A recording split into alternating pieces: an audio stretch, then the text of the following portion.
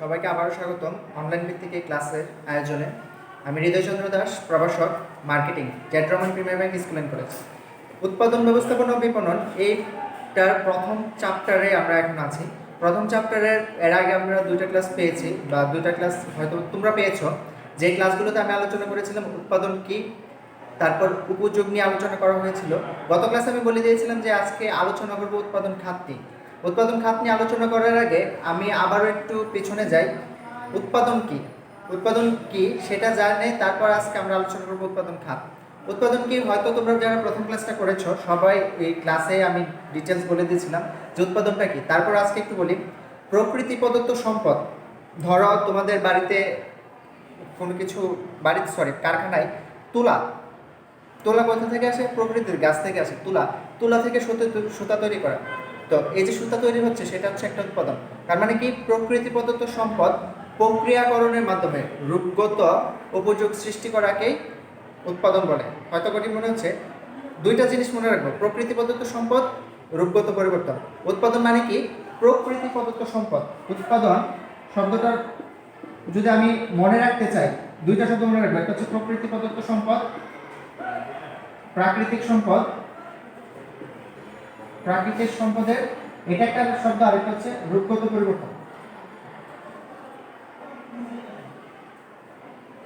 পরিবর্তন। তো দেখো, উৎপাদন যদি তুমি মনে রাখতে চাও তাহলে এই দুইটা জিনিস মনে রাখতে হবে। একটা হচ্ছে প্রাকৃতিক সম্পদের রূপগত পরিবর্তন। প্রাকৃতিক সম্পদের রূপগত পরিবর্তনের মাধ্যমে নতুন কোনো পণ্য তৈরি করাকে বলা হয় উৎপাদন। তো আশা করি এখন ক্লিয়ার হয়ে গেছে উৎপাদন মানেটা কি। দেন আসি, গত ক্লাসে আমি তোমাদেরকে পড়িয়েছিলাম উপযোগ। আশা করি এটা মনে আছে, আমি আর এটা নিয়ে বলতে চাই না। উপযুক্ত যদি জানতে চাও তাহলে তুমি আগের যে ক্লাসটা রয়েছে আমার, সেই ক্লাসটা দেখে আসতে পারো। তো আজকে আমরা পড়ব হচ্ছে উৎপাদন খাত। উৎপাদন তো জানলাম, উৎপাদন কি? প্রকৃতি প্রদত্ত সম্পদ, রূপগত পরিবর্তন। এখন এই উৎপাদন খাতটা কত দিক দিয়ে আমরা উৎপাদন করতে পারি, কি কি খাতে উৎপাদন হয়। তো আমাদের দেশের সব কিছু বিবেচনা করে উৎপাদন খাতটাকে তিন ভাগে ভাগ করা হয়েছে। এক হচ্ছে কৃষি খাত, যেটা সম্পর্কে আমরা সবাই জানি, কারণ এই অঞ্চলের সবাই মোটামুটি কম বেশি প্রত্যক্ষ পরোক্ষভাবে কৃষির সাথে জড়িত। দ্বিতীয়তে রয়েছে শিল্প খাত, তৃতীয়তে রয়েছে সেবা খাত। তো এই তিনটা খাত নিয়ে আজকে আমরা আলোচনা করব।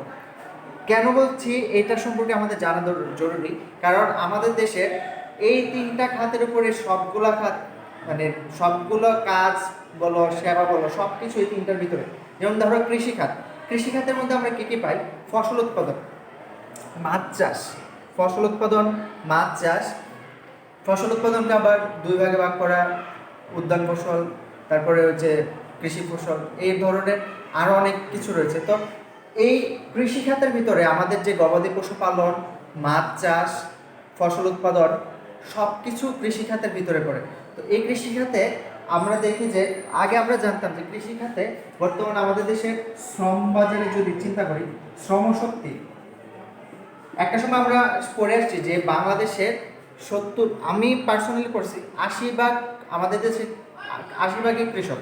কিন্তু এটা চেঞ্জ হতে হতে তোমরা কতটুকু পড়ে আসছো জানি না, কিন্তু বর্তমানে আমাদের দেশে কৃষকের মানে শ্রম শক্তিতে কৃষি খাতের নিয়োজিত রয়েছে আমাদের দেশের 40.6% মানুষ।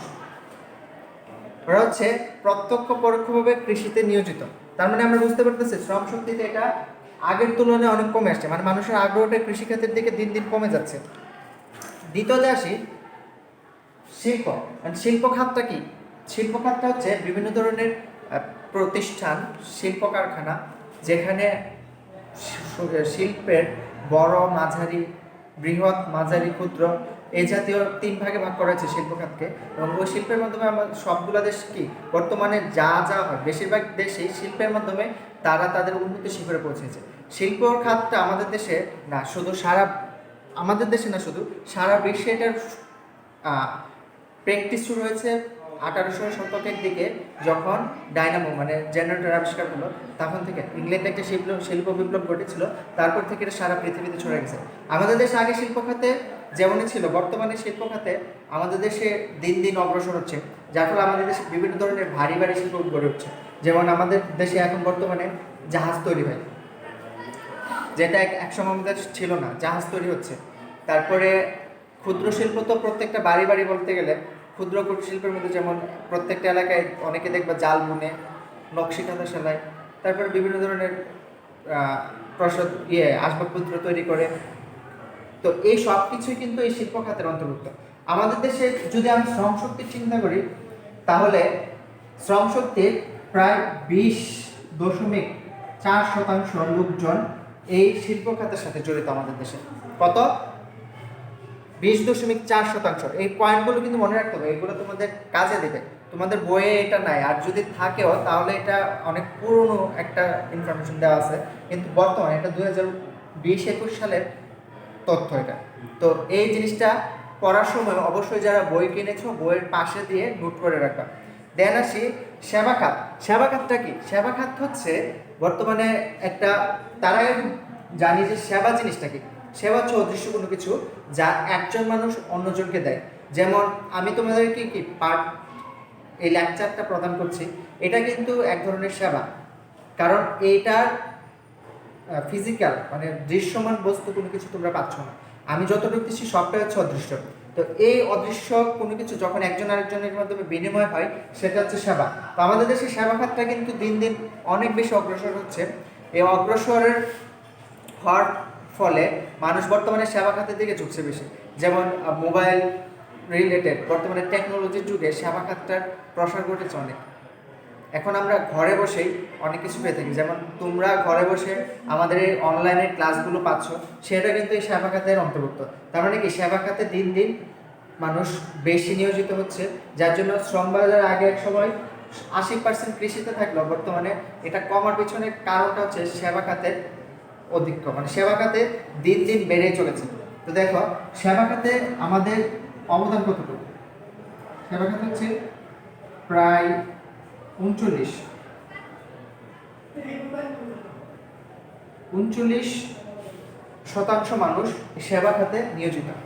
তো দেখো কি কি হচ্ছে, যেগুলো না দিই 39%। শ্রম বাজারে দেখতেছো তো যে কোন খাতের অবদান কতটুকু। উৎপাদন খাতের মধ্যে কৃষি খাতের অবদান হচ্ছে 40.6, শিল্প খাত 20.4, আর সেবা খাত হচ্ছে 39%। তো এটা যদি তোমরা না বুঝে থাকো নিচে কমেন্ট করে জানিয়ে দেবা যে স্যার আমার এটাতে প্রবলেম হচ্ছে, আমি এই 3টে টপিক্সের মধ্যে যে টপিক্সে তুমি বুঝতেছো না সেই টপিক্সটা আমাকে একটু বললে হবে কমেন্টে। এবার আসি, এটা তো গেল শ্রম বাজারের অবস্থা।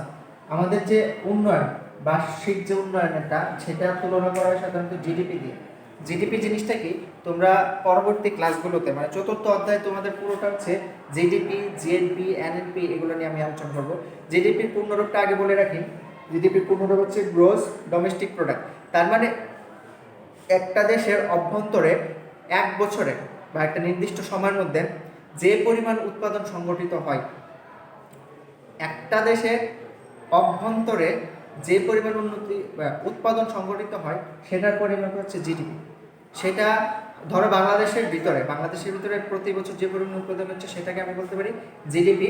সেটাতে অবদান থাকতে পারে আমাদের দেশের স্থানীয় লোকজনের অবদান থাকতে পারে, যারা আমাদের দেশ অন্য দেশ থেকে এসে শ্রম বিনিয়োগ করছে তাদের অবদানও থাকতে পারে। মোট কথা হচ্ছে একটা নির্দিষ্ট সীমানা বা নির্দিষ্ট দেশের অভ্যন্তরে এক বছর বা একটা নির্দিষ্ট সময়ের মধ্যে যে উৎপাদন হবে সেটা হচ্ছে জিডিপি। তো এটা নিয়ে আরো বিস্তারিত আলোচনা করব। এখন আসি জিডিপিতে কোন খাতের অবদান কতটুকু। জিডিপিতে অবদান যদি বলি তাহলে আসে প্রথমে কৃষিখাত। কৃষিখাত আমাদের দেশের অবদানটা হচ্ছে 13.35%।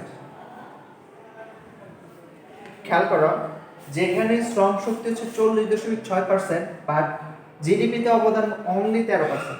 তার মানে কি, কৃষি খাতটা দিন দিন কেন মানুষজন কৃষি ছেড়ে শিল্প এবং সেবা খাতের দিকে ঝুঁকছে, এটা হচ্ছে অন্যতম কারণ। কারণ কৃষি থেকে তারা যে পরিমাণ মুনাফা পাওয়ার কথা, যে পরিমাণ স্বাবলম্বী হওয়ার কথা, সেই স্বাবলম্বনটা বা অর্থটা তারা পাচ্ছে না, যার জন্য কৃষি থেকে কনভার্ট হয়ে তারা অন্যদিকে চলে যাচ্ছে, শিল্পতে চলে যাচ্ছে, সেবাতে চলে যাচ্ছে। এবার এসে শিল্পতে। শিল্প যদিও শ্রম শক্তির বিনিয়োগ কম, কিন্তু এটা থেকে ফিডব্যাক মানে আউটপুটটা অনেক বেশি, প্রায় 35.36% হচ্ছে এই আসে শিল্প খাত থেকে,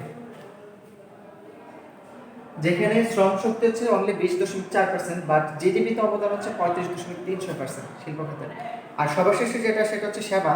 আমাদের 39% লোকজন সেবা খাতে নিয়োজিত থাকতো, এটা থেকে প্রায় 51%, মানে 52%-এর কাছাকাছি, 51.30, এই অংশটা আমরা জিডিপিতে পাচ্ছি 39% লোক থেকে 51.30% সেবা জিডিপি পাচ্ছি।